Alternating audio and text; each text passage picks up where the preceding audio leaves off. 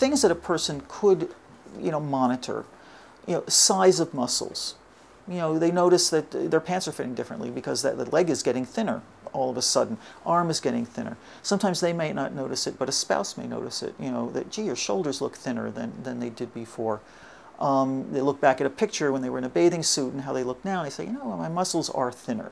So that's something that, they may slowly come to realize has changed. If it's a matter of weakness, I think they'll be quicker to recognize that they are weaker.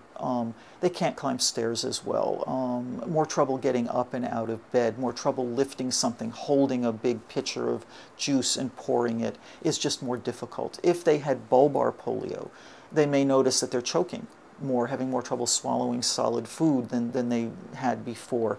They're feeling short of breath, and their doctor says their lungs are fine, they don't have pneumonia, and it turns out to be the respiratory muscles. So I think when it's atrophy, it may take a while to realize something is going on, and I've had people develop atrophy with no new weakness, just the muscle has gotten thin. Weakness, I think they'll notice sooner, and if it affects their daily life, how well they can walk, how well they can climb stairs, how well they can do housework, they'll be more alert to it and more interested in seeking some advice about it.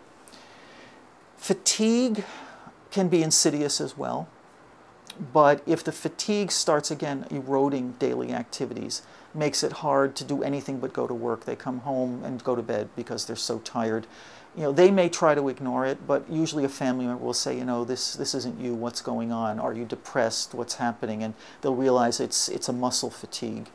They feel better on weekends when they don't have to do as much. They start limiting things, and somebody will pick up on it. Pain, again, is something that the person will probably notice sooner himself, because pain is the biggest leveler. When you're in pain, you just cannot do things the way you used to.